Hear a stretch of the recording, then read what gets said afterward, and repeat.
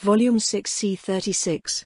Naya took another bite out of the meat and stared at the fire. The soft flesh of the deer melted in her mouth, and she made a point of making it obvious how good it was. By the dead gods, this is the best meal I've ever had, she exclaimed into the night. And there's so much of it. She tore another chunk away. The ones who hid themselves. Now that Olisardak's nose had caught it, she felt the eyes on her even if she couldn't detect them. It was hours into the night and still they hadn't made a move. They don't feel hostile, so what are they waiting for? She wondered, and picked up the mug she dropped. The rest of her party went along with her exaggerations, picking up her cues. Who knew that food could taste this good? The beer. If humans make this, I'd be glad to trade with them. Oh, the stew. Naya was just dropping her mug into the dust and smacked her lips with gusto when the noise hit from where nobody should be. A growling stomach. You're caught, she said to the empty space on top of one of the multitude of crates scattered about. I know you're there. Your stomach gave you away, and so did your smell. You might as well give in. Shit. The empty space cursed, and whatever spell or skill was active, vanished.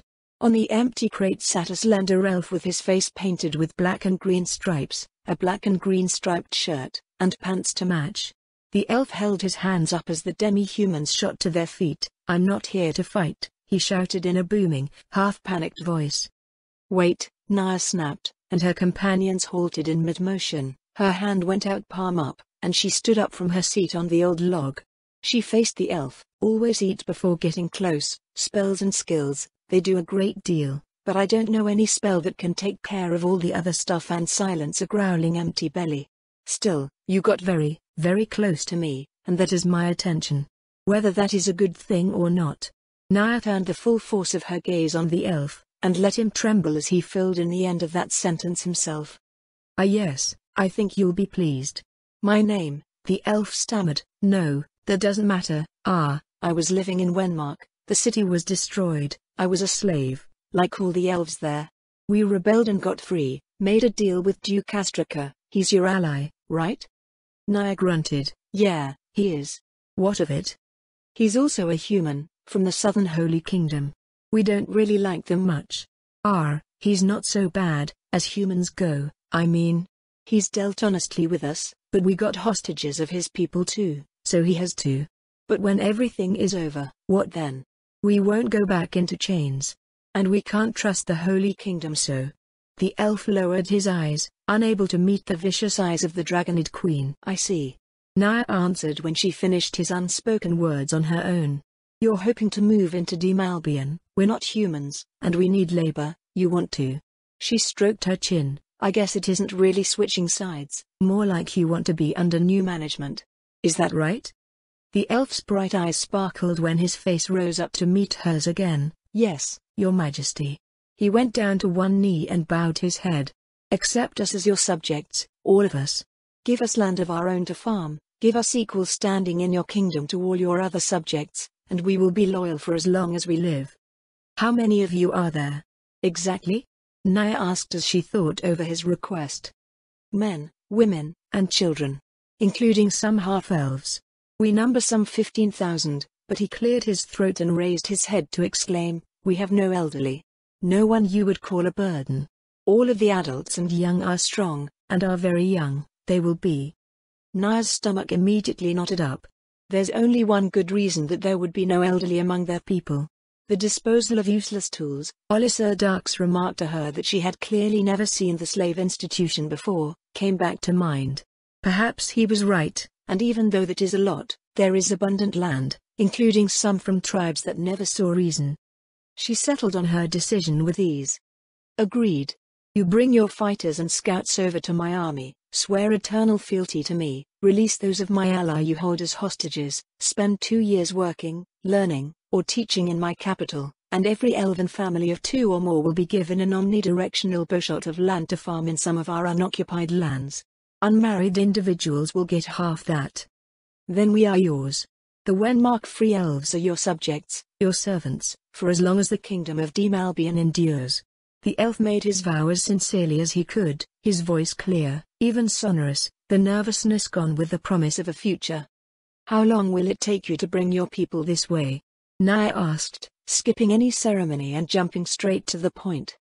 The elf blinked, taken aback. He hesitated, looking up at the night sky while he thought. Weeks. We have been ranging farther from Duke Astraka as the days have gone on, but we are scattered, and we stick to the forests to avoid humans and trouble. Fine, communicate my acceptance however you do, and get your non-combatants to the border. We'll send word to take them to the capital as free citizens. Get the rest into my army, ready to fight. Naya gave the order to the nameless elf, but before that, she pointed to the deer roasting over the flame. Are you hungry? The elf's stomach growled again, and he blushed sheepishly. I will remember that the next time I need to sneak somewhere. Naya chuckled and answered, see that you do. Astraka looked over the lines of prisoners bound up in chains and being shuffled beneath his eyes while he sat on horseback. His armor was stained with blood and dented where he'd been hit multiple times. His face was sweaty and in general he, like the rest of his soldiers, looked a frightful mess. If I ever have this moment painted, I'll have to leave out some of these details. The thought cheered him as he watched the people of Praat kneel to him as he trotted away. The horse's hooves made a steady clip-clop noise while he rode to the center of town. He guessed from the clouds overhead that the rains were moving in. Gustav is probably still getting drenched near Yanana, expecting me to show up and stop him. By the time he realizes he's been had, I'll have taken 2 more minor cities and be on my way to Hobans. Almost like chess. Save I must take the queen, and then we can have a king. It was a warm thought that ran through his breast as he contemplated that. Already he could see the queen descending from his throne to kneel, and then an unpleasant thought came to mind. The Queen of Frost might just decide to take her head. She has betrayed her nation. Beheading the queen is not a step too far beyond that. And if she does, we'll have enmity for centuries no matter what else happens. Perhaps I shouldn't let her near the surrender. Better the queen be gone as a fool, not as a martyr. With that, the Duke dismounted his horse, stepped over some yet-to-be-disposed-of bodies, and entered the building that would host his temporary headquarters for the next few days. Volume 6 C37. So there was at least one agent, and she was killed. Ainz summarized the report and made a conscious effort not to shift in his seat at the table with Kellett and Kalka.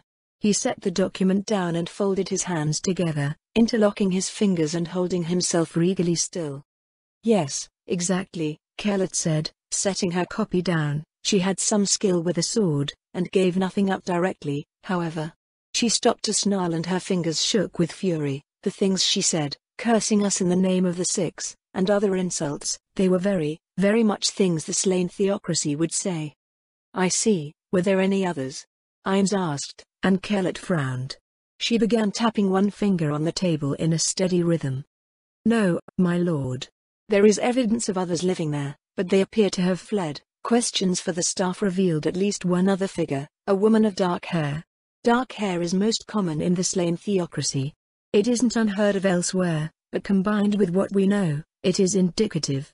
Kellett explained and cracked her knuckles. It is compelling, Kalka said in a subdued voice, still holding her document in hand, her fingers tracing over the letters as she read them over and over again.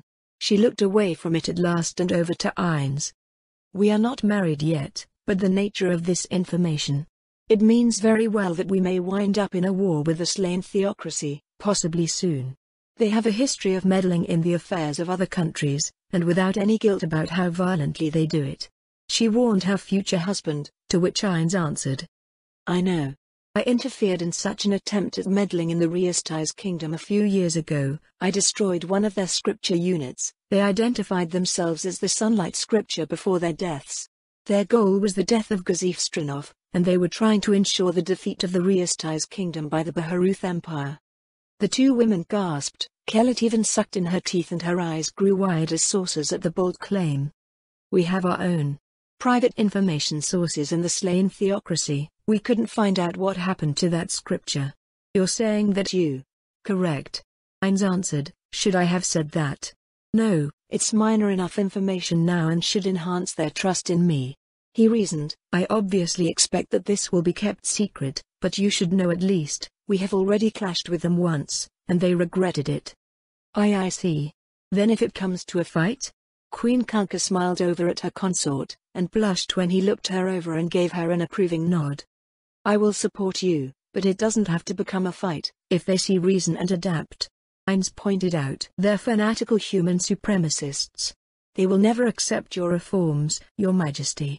Kellett replied with a tightening of her lips. Is that so? Ainz asked the rhetorical question and let it hang. It had an underlying question, one the two leaders of the nation picked up on. We were founded on the same ideals, but we have to be more practical. Queen Kalka replied. If she sounded a little defensive, Ainz chose not to make an issue of it.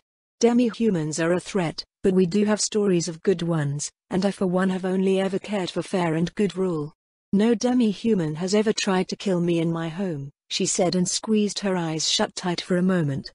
The insurrection still rubbed her the wrong way, and Ainz reached over to her without thinking and patted her thigh. She relaxed and inched her seat closer to him. We will make your reforms happen, we promise you, as your wife and your ally. The voice of the Queen was one of imperious command, as if to speak into existence in reality, that which only existed as a thought. Ainz could already foresee it, his children able to roam the whole world without his fearing that they would be hated or loathed for their mere being, and with the Queen's resolve, she went up another notch in his eyes. Any further conversation was interrupted by a knock at the door. Kellett glanced at her Queen, and when Kalka inclined her head, Kellett barked out a sharp, "Enter." A servant opened the door, entered, and knelt. He wore the armor of a soldier, but far from the elite guard. The smell of oil and metal was heavy on him, as if he'd cleaned up before coming to see them. My Queen, he said with a slightly high-pitched voice, the body of the spy has been stolen. And those guarding it were killed. Kalka immediately snapped her question. Was there anything to indicate who took it or where they went? A sewer was found broken into. Footsteps underground led to a hole just large enough for 2 or 3 to pass through outside the walls on the east side, near the Theocracy's embassy. Also, a knife blade was broken off in a guard's skull. It was retrieved, it had a jagged edge and a sharp curved tip at the end. The guard explained, and both Kellett and Kalka spoke at once. Theocracy, the pair said, and when Ainz looked from one to the other with questioning eyes, it was Kellett who spoke to explain. That type of blade is standard for their covert operations. If we needed more proof that this was their work, we have it. Kellett rubbed her thumb and forefinger back and forth against the outer bridge of her nose. A new enemy, we have Astraka in the west, Naya in the east. Her lower lip began to tremble. If only my sister hadn't. Kellett cut off her words and looked away from her Queen. Damn her. Kellett cursed under her breath. The look she gave to the Queen, and what Kalka herself had said to Ainz the night they lay together, he took initiative and looked at the soldier. You may go. The young man beat feet to leave as fast as he could and shut the door behind him. Nobody noticed if he saluted or not. Who Kellett blamed for Kalka's marriage and seemingly losing her forever was not lost on him, and pity stirred his heart. The broken look on Kellett's face was so very much like Albedo's. Am I so cruel as that? Maybe. But I don't have to be. Kellett, Ainz said with a voice of resolve, drawing her eyes to him. He didn't wait for her acknowledgement. I will not be residing here, and the Queen will not be joining me in my home. It's simply not feasible. As I am gone, of course there will be concerns in some quarters about what happens when the king is away. He cleared his throat and tried, unsuccessfully, not to turn at least a little red. If you were to keep my Queen happy, I would not complain. She and I have a sort of understanding about certain things that need not concern you. Mind her for me. Obviously permit no other man into her chambers, a favor to this foreign king. You understand? Ainz's statement was off the cuff, improvised, but it had their immediate attention. You would not object? If I were to mind her fidelity to ensure the legitimacy of any heirs to the kingdom? Kellett asked the question as if she were dying in a desert and wasn't sure if it was a mirage offering her water, or a real person. No. I would not. I trust such a burden is not too much for you, and that the Queen is not insulted? Ainz turned his focus to Kalka, whose face became a bright red as Ainz essentially offered them both a blank check in their arrangement. No. Of course rumors would be abound, and it would hurt diplomacy and our bond if it were rumored that I might have cavorted with a knight, or a lord, or a paladin, and passed an heir off as yours by deception. But someone to guard my virtue, would alleviate those rumors before they even begin. And I can promise my lord that any heir to the Roble Holy Kingdom, will spring from him alone. Kalka's insistence was as certain as the sun, and the near-crying face of Kellett became something else. Before his very eyes, it wholly transformed from borderline broken, to such elated wide-eyed happiness that her whole body began to shake with joy. "I will do everything in my power to ensure my lord is satisfied with the sanctity of the queen. I will put my faith in you both," Ayn said, studying their faces with great interest, the shining light in their eyes, brown mirroring blue, their smiles, broad, genuine, the polar opposite of the sorrow and mourning looks of misery and loss. The dull listlessness that tainted Kellett and which he wondered if Kalka hid, vanished in an instant. Albedo. He only thought of her name, nothing more. But nothing else was needed. A few human prisoners sat around, limp, waiting, watching as the victorious demi-humans plundered everything in the human camp. Some of their fellows were clearly unconscious, some from pain, others from simple exhaustion. But a few watched. The simple small tent stakes used to hold them into the ground were nothing. If anything, it was sloppy, effective only because their wrists were bound behind their backs. Shaba was one of those men. His wounds looked worse than they were, a head injury bled a great deal, and he pretended unconsciousness. The heavy blood coating on his face gave him the appearance, with a little acting, of a man half dead. The demi-human guards watched him the least, while he watched them the most. His legs and arms remained intact, and though his heart raced in his chest, he kept his breathing slow and shallow, watching with one eye cracked while the demi-humans took whatever they wanted. An attack on Hobons, on the Queen herself. He shivered. It was unthinkable. I have only one thing I have to do. Carry that word home. But how? He wondered, until he saw a demi-human hand bottles of liquor to the stone spitter guards watching over him and his friends. His broad chest tightened to keep his face from smiling. The two guards tilted back their heads and began to drink, regardless of their duty. First one bottle, then two, and as the camp activity declined and demi-humans wandered away, slept, or otherwise occupied themselves, he bided his time. Shaba's body was tense each time he whispered, "PST. When I say go, we go, no questions, no time, just go, and follow where I go. Pass it on." The liquor kept flowing between the guards. They began to sway, their big, robust bodies and speech both began to waver, until the pair simply fell like trees cut by angry woodsmen, crashing down onto their bellies just as a cloud moved over the moon.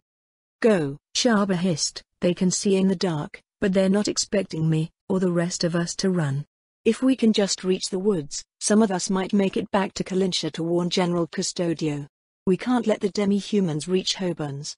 He cried out in his head, and then pumped his legs as fast as he could. The other human prisoners yanked their wrists up and ran as well. The demi-humans were sloppy, securing only wrists rather than legs, and so it was several vital seconds or more before any demi-human even noticed they were gone.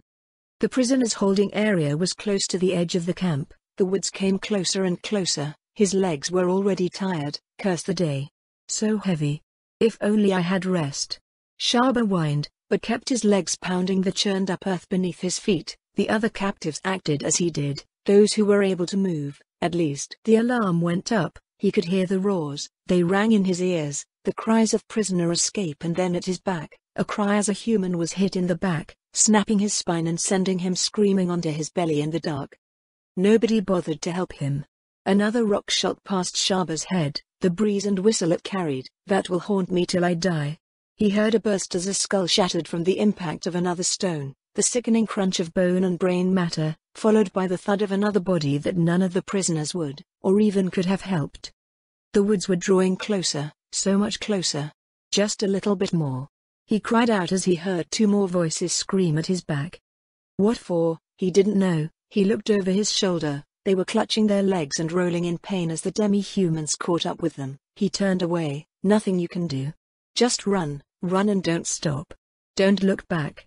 Just get to Kalinsha," he thought, and dove into the deeper darkness of the forest, out of easy reach of the larger demi-human foes, and he began to pray to the gods. Please, oh please don't let it be too late. Volume 6 C38. Gustav grimaced all through the rain. He grimaced while watching his soldiers tramp through the muck, through watching them hug their cloaks more tightly to their bodies, and worse than that, he grimaced while dividing up his forces. 5,000 men here to keep up the illusion for any Yananian scouts that we were still in our position. The more of us they think there are, the longer they will wait to reinforce Astraka. It took most of the day, and soldiers were forced to sleep in the mud or share the few intact tents that night, but in the morning they were able to go.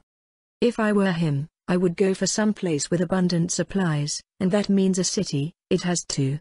And the nearest city with ample supplies is Prat. It's a guess, but as good a one as any. He considered the gamble he was taking, and his shoulders bowed forward, heavy with the weight of his decision. His brow furrowed and his hair, once vibrant and bright, felt and looked whiter in his eyes with every passing hour. Is it better or worse if I'm right? Gustav wondered that too. The grimace on his face held fast as he conducted the forced march. His soldiers ate while they walked, paused to relieve themselves, and marched again. March till your feet drown, then march some more. A commander yelled somewhere at the far end of the line. Camp was grim that night, no tents, only bedrolls, and in that, Gustav joined his men. He lay on his back, covering his face with one thick blanket to protect himself from the rain, but all it did was press soaked cloth over his face after a few minutes.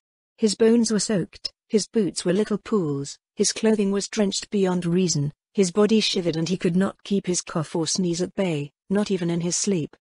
Only the fact that he endured with his soldiers kept them willing to suffer it in turn. Thus, the forced march went, covering twice the normal distance in a day and never once hearing from a scout. Gustav finally found out the answer to his question from days before. Worse. Definitely worse. He realized when he saw the banner of the House of Astraka, a steel sword over a steel shield on a red banner, fluttering above the city's battlements. His officers gasped or cried out in alarm when they saw the same as himself. Thunder still rolled overhead, but at least, damp as everybody was, weary as they were, and horrified as they were, gallows humor was not gone from the old general. Well, Gustav said with a nonchalant shrug that concealed his mute horror, at least we won't fight in the rain. Half-hearted laughter from the men who considered themselves half-dead went up among the ranks before the great bells tolled within the city of Prat as they realized that Gustav Montagnard's army had caught up. Ilyana knelt on the floor in Nazarick next to the body. She hadn't left that spot in the throne room in days. Her arms held the corpse of Skarna as tightly as if it were a baby needing to be cuddled. I'm sorry. I'm sorry. I'm sorry. The elf wept over the corpse. Her hands caressed the limp hair. Even the magic used to prevent decay could not make the body seem alive. Ilyana's hands shook as if she were caught in a freezing winter. The limp limbs of Skarna could not embrace her in return, but it didn't stop Ilyana from her fumbling attempts to wrap them around herself. You shouldn't have done that, you shouldn't have. Stupid Skarna. Why would you do that? Why? She kissed the forehead, the cheeks and the dead lips as softly as she would a sleeping lover she didn't wish to awaken from her dreams. Her hands were stained with dried blood from the wound she touched again and again, trying to will it away. Humans don't do this for elves. It's not. I hid, I let you go out there and I hid and I'm sorry. The days of her ceaseless mourning made it almost routine. She knelt there, indifferent to her own filth as her mistress left her to attend to other matters. The throne room was little visited by anyone in the absence of their Allfather, and so she remained undisturbed for the duration as her belly growled and shrank, her tongue dried and her lips cracked and bled. Undisturbed in the tomb that was, until Albedo completed her affairs and returned to find the elf still clinging to the body of the young woman. Have you remained with her all this time? Albedo asked with a downward glance at the pair. I can't I? Is there nothing we can do? Mistress? Isn't our Lord a god? Can't he do something for her? Anything? Ilyana asked with a catch. Tears flowed down her cheeks to land on the corpse and roll over clammy, lifeless flesh or wet the dried blood that still remained on the once fine shirt. Albedo thought it over. Her lord's credo came to her, evil for evil, good for good. And she was useful. Perhaps she will be useful again? I will permit you to beg for her life, when my lord returns. If he chooses it, something might be done with her, though just what, even I can't say. Albedo answered, and Ilyana gave a tiny pathetic nod. I understand. I will do anything my lord wills. Her lower lip trembled, and she clung a little more tightly to the corpse, and kissed the cold forehead. Just wait. Just wait a little while. One way or another. Things will work out. She promised the corpse, and held still. Albedo let the elf linger there and rolled her yellow eyes. She reached into her pocket dimension and pulled out a ring. She tossed it to the elf. Put that on and least, You can't beg for her if you die of hunger or thirst. Ileana caught the ring in one hand. Her ears went down as she opened her palm and looked at the little silver thing with the bright blue crystal pulsing with light on the surface. "Mistress?" she asked, her voice cracked. She cleared her throat and asked again, "My lady.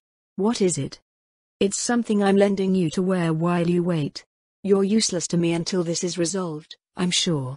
Wear it and stay alive until you can beg for her life. I won't be needing you for some time yet regardless," Albedo said with crisp abruptness, and Ileana hastened to slip the ring on.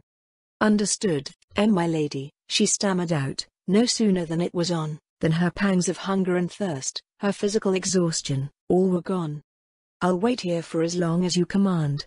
Even if it is another 1,000 years," Ileana vowed, her voice a little stronger than before. She tried to give a fragile, hopeful smile up to her lady, but Albedo was already gone about some other mysterious business, leaving the corpse and the woman alone again at the base of the Throne of Kings. Volume 6 C39.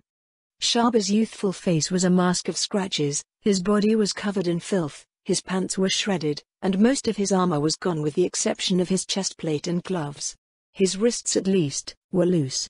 Did anyone else make it? He wondered as he staggered out of the woods and looked behind him. Everybody got their hands free as far as he knew, but most, captured again, I think, or killed, but they didn't chase us into the forest where the hunters used to rove. No wonder either. The occasional roar or growl, a scream in the night, and a human voice going quickly silent. In there, we are the prey. I might just be the only survivor. He gulped and staggered forward, hunching his body ahead a little, using the impulse to fall to help carry him ahead. His arms swung limply, and his breastplate became a burden as the warmth of the day began. If I stop moving, I'm gonna die. I know I won't get back up again, Shaba told himself, and using his fumbling, nearly dead fingers, he worked the leather straps that held the front and back together, and the armor fell apart. Front and back landed on the ground with a quiet thud, and he stumbled further on. How long he was moving, what day it was, what hour, none of it meant anything to Shaba. He only struggled on in the only direction he knew, until at last he came within sight of his goal. Kalincha. I made it. He realized, his eyes filled with tears, and he wiped them away so that his view of the city would be clear and that clarity could give him the will to go on just a little bit further. He heard the noise of distant guards after what felt like another hour, but which was truly more likely to have been minutes. The gate opened, horses began to charge out, light armored cavalry. Shaba's legs seemed to know the truth. I made it. I'm going to live. He began to laugh as he fell into the dirt and then down onto his belly. His arms failed to prevent it, and he laughed on as the taste of dirt hit his tongue. He didn't care. It was the dirt of Kalincha, which meant, I'm safe. He grunted a little as two soldiers got down from their horses, and together slung him over the front of one of them before remounting and riding back toward the city. His purpose, though, that was not lost on him. Frost to Hobans. Frost. Hobans. Stop her. And then he fell into unconsciousness, swallowed up by the blackness he longed for, in safety. Vijar says the mission was a success, so now we have a job to do, Naya said with a sly grin spread over her predatory face. She hunched over the map and pressed her finger down on a position. Kalincha is here. If we take that, the whole of the Holy Kingdom is open to us. If we capture Remedios, or kill her, then we deprive the Holy Kingdom of 1/3 of its real power relative to us. They still have mages and paladins of some note, but we have champions that can match them. And the Kingdom of Nazarick? A wary voice came up. Questionable. Naya pointed out. I've heard fantastical stories, but so far he hasn't brought soldiers, only weapons and armor. As best as we can tell, if he engages, it will be in person, but he seems content to remain in Hobans to protect the Queen. Then why, Z asked, would Remedios come after us? Because Remedios loves the Queen above all others. She wouldn't even trust her own sister to protect Kalka. That means she must chase us down. We would have already had her, but she's dumber than even I believed. Naya reached for a cup of wine and took a long, steady drink. I see. And Kalincha? Z pressed. I will leave that to Olisar Dark, Vijar, and a handful of you. Seize it, and I will join you afterward. If I capture Remedios, I've got what I want. I'll gut that bitch on the wall, slam her head on a pike, and who gives a damn after that? Astrakhan should have no problems finishing whatever is left of Kalka's country then, and we'll get a new trading partner out of it. If anything, he will probably want us out of the war so we don't start claiming land beyond the wall itself," the Queen of Frost pointed out. Her wings trembled with excitement and her eyes sparkled in the light of the glowstones. "You all will receive written orders in the next few hours. Just equip your armies for everything you need, and let's get ready to finish this. And if it doesn't finish it, then it's all their fault now, isn't it?"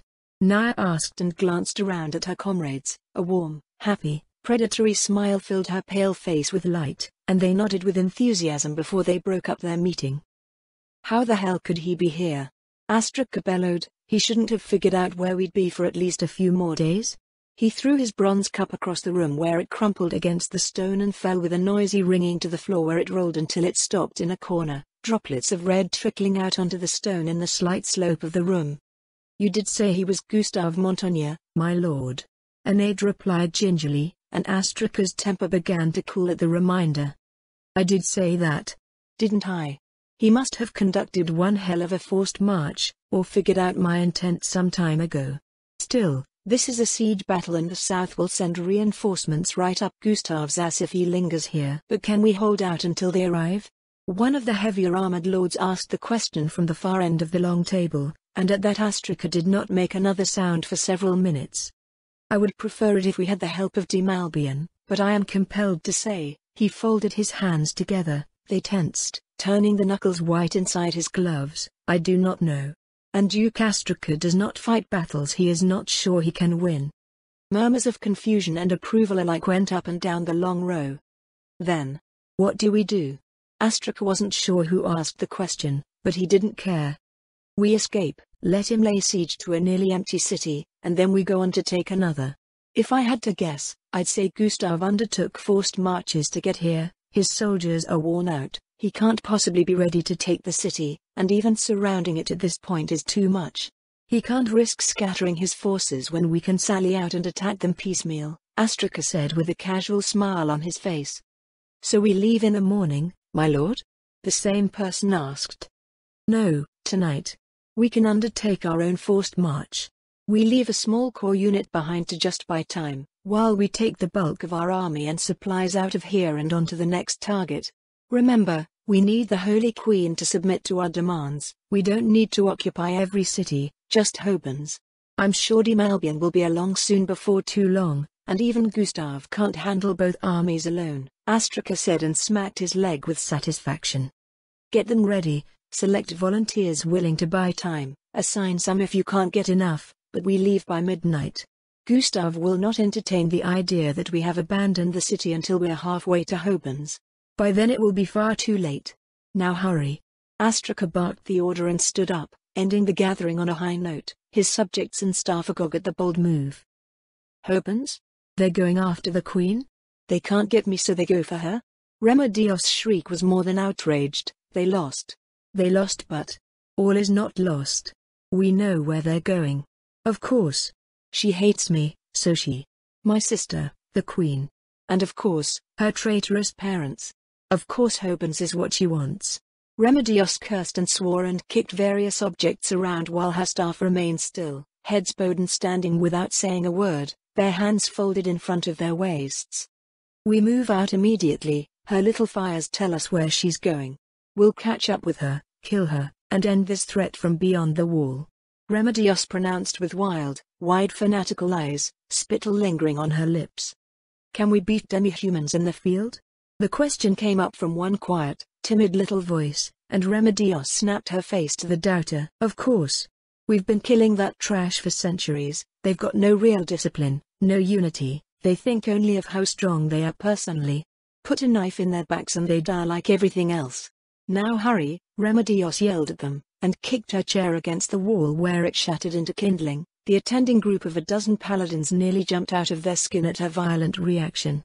But bowing their heads, they obeyed her will and departed. The march took the vast majority of her army out of Kalincha. I know what I said. But even so, a demi-human army is nothing to laugh at. My best bet is to duel the bitch myself, put her down, and the whole thing will fall apart. Remedios told herself and, smugly reassured, she set her soldiers to a forced march, following the path of destruction. Ruined villages, burned-out forts, the smell of ash and ruins, and not a little death, became an endemic family of odors. Where there was one, so too were there others. Small forts meant to protect travelers held only naked corpses burned to nothing, and draped over wherever they died. Others bore the banner of the Frost Queen, her blue claw on a white cloth, a mockery of the blue and white of the Roble Holy Kingdom. Remedios burned those to ashes whenever she found them. The long line of her soldiers on the road was secure against the monsters of the deep woods, that much she could rely upon. Nobody goes in there lightly, not unescorted unless they have a death wish. Remedios recalled with annoyance that the one who should have died out there, survived. The nights brought only silence, nobody came near her, nobody dared. Remedios glared into the flames. Next time, Frost bitch. I'll burn you at the stake, you'll miss the fucking swords. You'll beg to die again and again. I won't spare you. You'll survive our fight, and wish you hadn't. Then we'll wipe out your broken army, finish the traitor, and I'll get my queen and my sister to muster the whole damn kingdom to go into your new country and burn it to ashes. Then, everything will be as it was. My queen will forgive me, my sister will forgive me. And we will restore the greatness of the Holy Kingdom. The fantasy played out in the flames like some charming vision of the future, the memory of Na's screams as the swords pierced her body, her kidney, her liver, her stomach, a trifecta of the worst stabbing pains Remedios knew to inflict. The least a traitor deserved. It was those thoughts that kept Remedios slumbering soundly, a smile on her face at night as she dreamed, cozy in her bedroll for the few hours that she needed before she awoke her army and they set out on the march again. The path of destruction set Remedios' teeth to grinding, a stark contrast to her restful nights and sweet dreams, but each step drew her army closer and closer, until the slow-moving demi-human army came into view. The dragon is gone. Remedios sighed with relief against her will. Those animals have no real loyalty, much like this bitch, so I can't say I'm surprised he's abandoned her. Still, I thought our army was a little larger. And that set Remedios' teeth grinding to redouble, her hold on the horse's reins to tighten, and her heart to pound for reasons that were obvious even to her. Where the hell are the rest of them? She asked herself, and scanned the hills and plains where the demi-humans were marching at some 10,000 strong.